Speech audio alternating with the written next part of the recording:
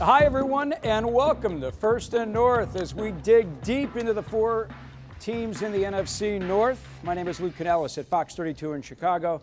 These are my partners for today's show. From Fox 2 in Detroit, he's terrific, the longtime radio play-by-play voice of the NFC North leading Lions, Dan Miller.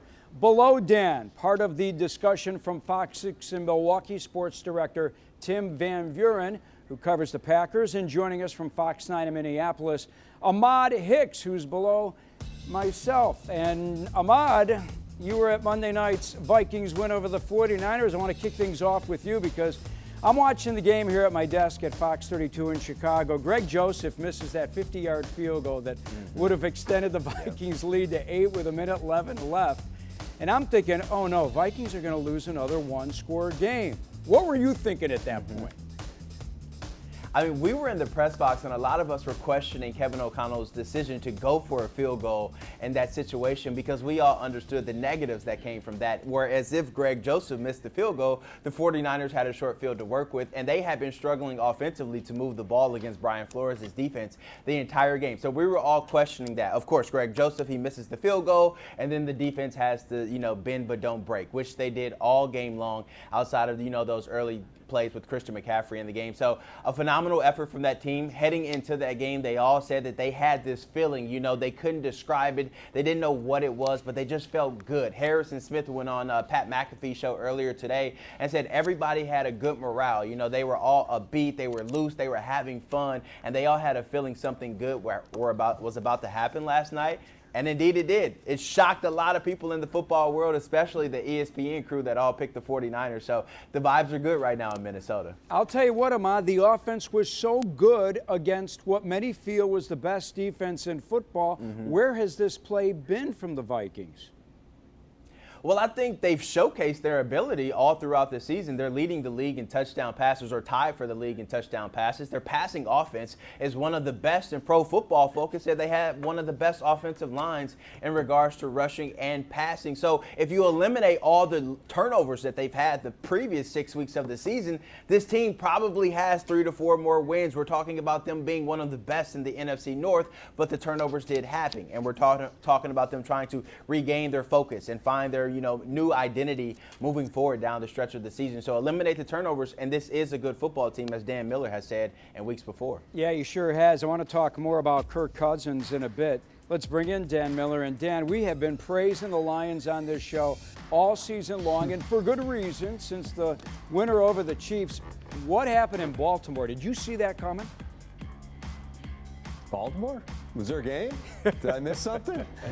No, look, it was, guys, that was a full-on trucking. It was from the opening jump. It didn't feel right. It didn't feel good. And you keep thinking, okay, maybe if they get something going here, they can get back in it. Full credit to the Ravens. They came out, just jumped on the Lions, scored. Lions 3 and out. You look up, it's 21-0, 28-0. And it just felt like that one got away quickly. And you're thinking, okay, maybe if they can just get something going before halftime, then get the ball to start the third quarter, you can get back maybe within a couple scores. But that didn't happen. Look, Dan Campbell said it. It was a day where the Ravens did everything right and the Lions did everything wrong. And you got to give full credit to the Ravens because they were prepared. They had a game plan. They executed. That was a master class in what Lamar Jackson can do to a football team if that football team is not prepared to handle him. And he did it all day long. It was him taking a couple of steps towards the line, defensive backs coming in thinking he's going to run, whistling it over their heads, soft coverage all day long, really easy throws for him. There weren't a lot of tight windows. So, I think the ultimate thing is that was a really bad day for the Detroit Lions. It was a bad loss, but I think as you step back from it, you say it's one loss, and ultimately you're going to be judged by how you react to that and what happens from here on out. But look, maybe it's a wake-up call, whatever it is. This team has shown resiliency in the past. Dan Campbell, since that 1-6 start, hasn't lost 2 in a row. We'll see what they do, but this is one, guys, that had to get their attention. Dan, let me keep it with you because you're with the team on a regular basis. Head coach Dan Campbell shouldered the blame, said he did not have his team ready for the Ravens, and he specifically pointed out that he put the club through a walkthrough workout last Wednesday instead of a full-speed workout. Do you agree with that reasoning behind the loss because it was just a walkthrough and not a full-blown workout? Yeah, not buying that. Look, I think Dan Campbell, if anything, is going to shoulder the blame. That's because that's what good head coaches do. You don't want to stand up on a podium and point to players and say they did this, they did this, they did this. Look, Dan Campbell's done a good job of getting this team prepared really since he walked in the door. There was a time where he didn't have a lot of talent, so that didn't always show up. But since this team woke up last year at 1-6, and even in some ways before they were 1-6, they were doing a lot of good things. I give him, a lot of credit for the way that he has his team ready to go on a Sunday and the way that he sets the tone for his football team. I just don't think that there was any real explanation for it other than a bad day at the office, and collectively that thing snowballed on them. Look, they're a little bit beat up right now, and they've been dealing with injuries. Not that other teams aren't, and that's not an excuse, but I think his reasoning was sound behind getting them out there on Wednesday, working on what's coming up against the Ravens, but not putting them through a full-on workout just to give the guys a little bit of time to recover. They've done that before, and it doesn't turn into what we saw against the Ravens. So, look, I think Dan Campbell's going to do what he can to take the onus off his players, put it back on himself, and then move forward to the next game. So I don't put a lot in that. I just think collectively it was a bad day, and it went south. And once it did, those Ravens just didn't let up. And once they got up in the game, man, they just had their foot on the gas. They're rushing the passer with no care of what you're going to do over their head. They're up 28-0, and I think that's just a bad mixture. So to your question, look, I think that's what good head coaches do, and I think players appreciate that. But I don't look back on that Wednesday walkthrough as being the reason that happened. And, hey, Dan, Lamar Jackson, this guy's looked like an MVP so far this season, hasn't he? Yeah, you know what? As I said, that was a masterclass in what Lamar Jackson can do to you, because he just keeps you on the edge all game long. And they're trying to keep him more in the pocket this year. And the Lions were able to at times pressure him, but they were never able to catch him. And once you allow him out of the pocket, break, contain, get on the edge, where those guys in the secondary have to think, do I need to come up or do I stay with my guy? You get them on skates like that, he's just so dangerous, and you saw that in this game. So it was a bad mixture from the beginning. In particular, guys, in this league, when you get a lead like that, as I was saying a moment ago, it's really hard to play because the other team at that point can take some chances, take some risks, and really come after you, and he did that. But, to your point right there, that's Lamar Jackson at his absolute best, and unfortunately the Lions were on the wrong side of that. Tim, the Packers did not have the lead in Denver. What is Green Bay saying about its Packers after falling in Denver 19-17? Well, Lou, first of all, I was coming back from Denver in the airport on Monday morning, and obviously the Vikings hadn't played yet, and I thought to myself, you can question my thought process here, but I thought Lou Canellis was going to have the only winning team in this division on First and North this week. That's really tells you this NFL season in a nutshell. But the Packers don't change much. Last week I was on with you guys, and we talked about how they get off to a slow start and they lose games to teams that aren't that impressive. We were talking about the Raiders in that case, and now we're talking about it in the Broncos case this week. And that's where the Packers are this year. Big picture view, this was going to be an evaluation year. They're trying to get out from under Aaron Rodgers' big contract, and they're setting themselves up for 2024 and 2025. But when you go week by week and you see regression, to answer your question, Packer fans are concerned. They're up in arms. They weren't expecting a playoff run this year, but Green Bay got out of the gate 2-1, and Jordan Love looked pretty good, and there was a lot of optimism. And since then, it's been one step back, another step back, another step back. And they've only played, they had a 3-week stretch with one game in the middle against the Raiders. So this was their chance to self-scout and really bring some creative attack out against the Broncos. They didn't score in the first half. So you're behind on the scoreboard. You're behind going against the chains on possession after possession. And this team looks like it. It's struggling. It's looking around. And in the locker room, we're starting to hear a little bit more desire for accountability, not just throwing up the arms and saying, okay, this is a redshirt year. I'm not sure that the guys are calling out the coaches or their teammates or exactly who, but the ones who have been in a lot of winning football situations in Green Bay and expectations in Green Bay are saying, we still have 11 games to go here. This can't be the way we play this thing out. Well, I want to talk to you about Matt LaFleur's offensive system. coming up later on. But, you know, you touched on it. Denver was giving up 33 points a game. Packers getting shut out in the first half. They need Mario Dobbs to wrestle the ball away for the one score and the ricochet off Dobbs for the other. Why do you think the Green Bay offense isn't working right now?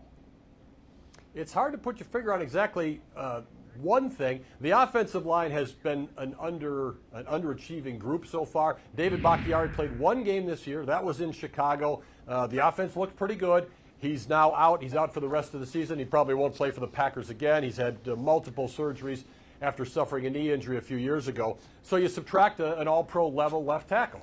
Elton Jenkins at the left guard spot has been in and out of the lineup with injuries. He has not played nearly to his standard of recent seasons. He had a crucial holding penalty the other day in Denver. The Packers were in field goal range at the end. They're only down 2 points. All they had to do was kind of maneuver in the middle of the field and try a reasonably long field goal, or even less if they gain some yardage, with a rookie kicker who has a big leg. And their Pro Bowl level left guard commits a holding penalty in the middle of all that. They go back 10 yards and they couldn't recover. So the offensive line, as much as anything, has been a problem. And Jordan Love's he has not had much time. He's been pressured. The offensive line has not opened holes for the running game. Lo and behold, not much happening for Green Bay on that side of the ball. They came in averaging 5 points a game in the first half this season. That's pretty bad, and their average went down on Sunday. All right, I'll ask you about Justin Love in a couple of minutes, but you guys know about the quarterback issues that we've had in this city, heck, since I was born, since Jack Concannon was playing quarterback. Justin Fields, inconsistent, sat out Sunday's game with the dislocated thumb. Tyson Bagent. Who knew about Tyson Bagent before the Senior Bowl? Anyone? Ahmad? Not me. Not me. Not No. here. Dan? Not here. I mean, Division II, undrafted rookie, gets his first NFL start. The kid was terrific. I wasn't surprised, guys. I had a chance during our pregame shows in the preseason to have a couple of the front office guys on from the Bears organization, and they beamed about this guy. They said he is confident, he will be comfortable out there, and on Sunday, he did not try to do anything more than what the game plan called for. Hey, numbers weren't spectacular, but most important stat out there, he didn't turn over the football. Went through his progressions, through his second, third, fourth options, checked down, and led the Bears to their second win of the season over the Raiders. And now, here guys, Bagent got plenty of help as well. Deontay Foreman, running back, ran with his hair on fire. And this guy's a true pro. I mean, he had been a healthy and active for 4 straight games, came over from Carolina, where he rushed for almost 1,000 yards last year, was the main man after the Christian McCaffrey trade, and he gave this team a chance with Khalil Herbert and Roschon Johnson both out. Foreman had 19 touches, 120 yards, 3 touchdowns, even had a receiving touchdown, first one of his career. Offensive line made a few changes. I was worried stiff about Max Crosby after watching him against Green Bay. They kept the guy under control. He had 1 sack, 1 quarterback hit, and I think it's about time we start giving the head coach, Matt Eberflus, a little bit of credit. This guy has been running the defense since they lost their D coordinator. They are one of the best in the league right now against the run, and Jalen Johnson had a couple of interceptions, including a pick 6. I don't know if you guys saw the highlight, but he was out there playing with the cash in front of the Fox cameras because he's going to be a free agent, and he wants the Bears to show him the money. It was by far the Bears' best performance of the season, and now Bagent gets another start Sunday night against the Chargers. Matt Eberflus announced yesterday that Fields still is not ready to come back, and who knows?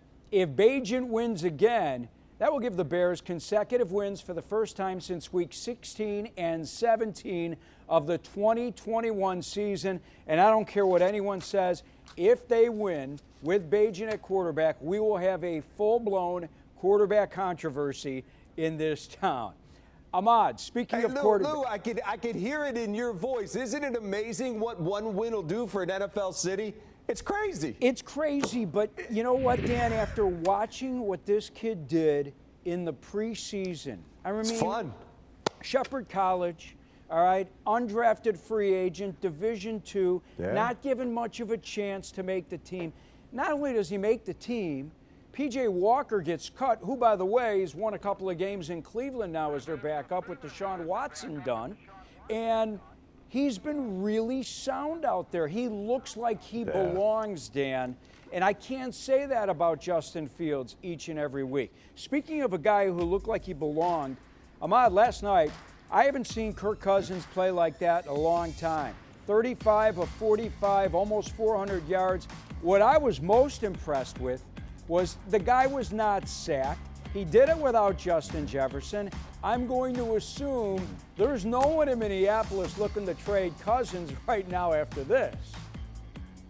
I mean, no, but Lou, you have to go back to last season. Kirk consistently puts together performances like that. And even Patrick Mahomes on the Netflix documentary Quarterback said this guy was an underrated quarterback. His peers voted him a top 10 quarterback, but everyone forgot to include that he never had a good offensive line. He got hit more than a boxer last year in a 12-round heavyweight bout. I mean, this guy was getting hit consistently, and it started like that at the beginning of the season. Everyone was calling for either Ed Ingram or Ezra Cleveland, the two guards that the Vikings have, to lose their job. So you know what they did? They brought in Dalton Risner, the former Denver Bronco. He created some competition at practice. Everybody stepped up their level of play. And last night, he stepped in the game, made his first start as a Viking at left guard. And I don't know if you guys paid attention, though, when they ran the ball and they had a lot of success, they were running the ball left behind Christian Darrisaw, Garrett Bradbury, and Dalton Risner. So I think that was the recipe for success last night.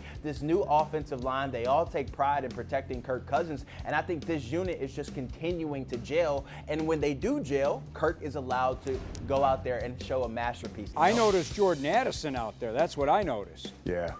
Really good. That's a bad man. Everybody knows he has the speed. He's the playmaker, but he was the number 3 receiver with Justin Jefferson on the field. No Jefferson, that means you got to show up. You got to show all the people why you got that money in the first round. And I think Jordan Addison, he's one of those guys that just has that it factor. And I asked him after the first possession of the game, when he got pressed, the San Francisco 49ers got the interception. I said, what was your mentality like after that? I said, how did that make you feel? He said, my mentality was to kill everything and every play from there on out, and that he did, en route to 100-plus yards receiving and 2 touchdowns. This guy is just stepping on the surface of what he's going to achieve in years to come. Dan, let's get back to the Lions. What worries you more?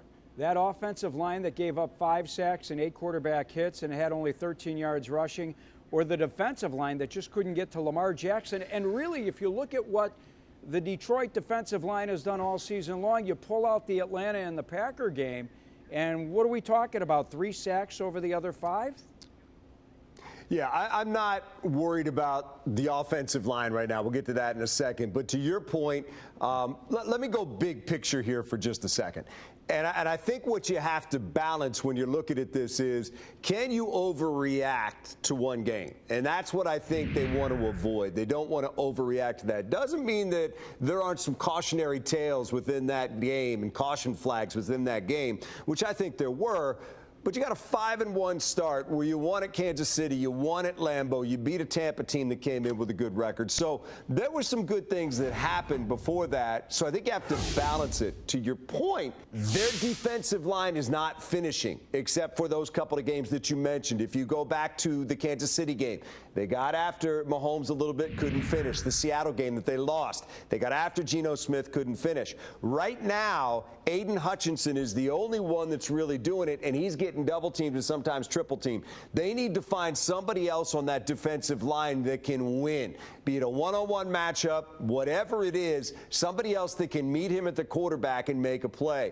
That's why, look, we're coming up on the trade deadline. There's speculation here. Would they look for a defensive lineman? Would they look for somebody in the secondary? This is a team that I think might be looking to improve. We'll see if anything happens over the next week or so. But, yeah, I think that defensive line between those two is something that worries me. Look, offensive line, they've had some injuries. They're getting a little bit healthier now. They still don't have Jonah Jackson. He's a big part of things in the middle of that line at guard.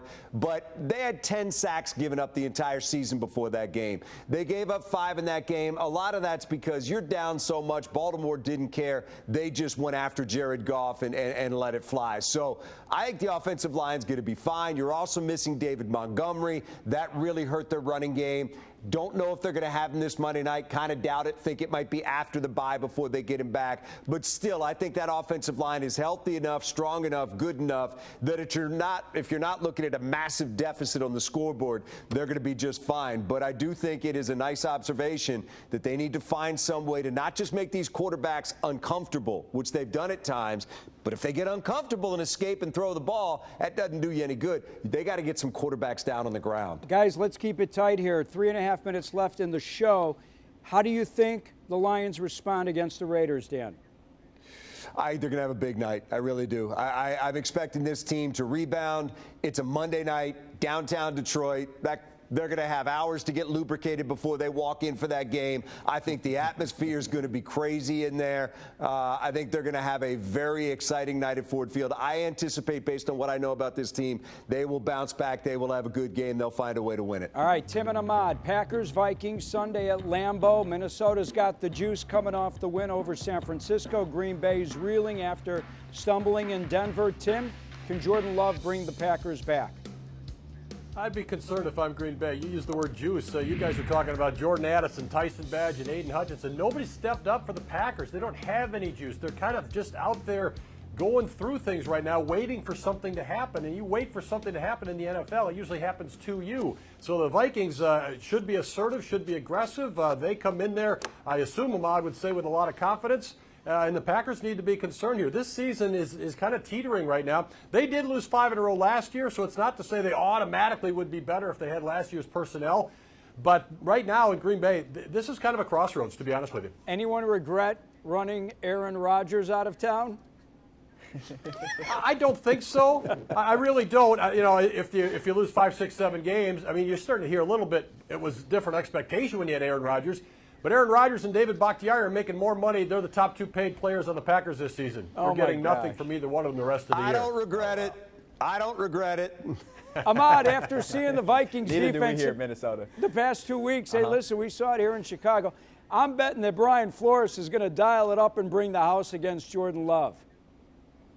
Oh, yeah. He loves playing younger quarterbacks because he gets to throw a lot of blitzes at them that they haven't seen in their experience of playing in the National Football League. So I do think, like Tim said, the Vikings have a lot of confidence. But I think Kirk Cousins said it best last night. You can't get too high after a win like that, and you can't get too low after the losses they've had this season. They have to stay even keel. And as we all know, the Vikings have been in one-score games in every week of the NFL season in 2023. They seem to always play down to their opponent. So you would like to think they would carry over that momentum. But I believe this is a trap game. It's a divisional game. It's a game that the Packers need to win because there's a lot of noise surrounding them right now. So they're going to get their best effort. And like I said last week, the Vikings will have to play nearly perfect football to win this game. All right, guys, Bears play Sunday night against the Chargers. I'm conflicted. Different than Dan, I have no trouble picking a winner on this show. By the way, of the 7 Bears games, my only winner was this past Sunday when I picked them to beat the Raiders 28-14. I think the Bears can run and do some damage against this Chargers defense. Tyson Bagent gets another week of first-team reps this week and another start. I think he'll play well. He'll be sufficient. What worries me is that Charger pass rush with Khalil Mack and Nick Bosa. I know Mack is going to have a chip on his shoulder, and my fear is that the Bears are going to have a tough time controlling that pass rush of LA's. Guys, we are running out of time. It was always a pleasure, as usual. For Dan Miller, voice of the Lions, and the main sports anchor on Fox 2 in Detroit, Ahmad Hicks from Fox 9 in Minneapolis, and Tim Van Buren at Fox 6 in Milwaukee. I'm Lou Canellis at Fox 32 in Chicago. Thanks for watching. We'll see you next week here on First and North.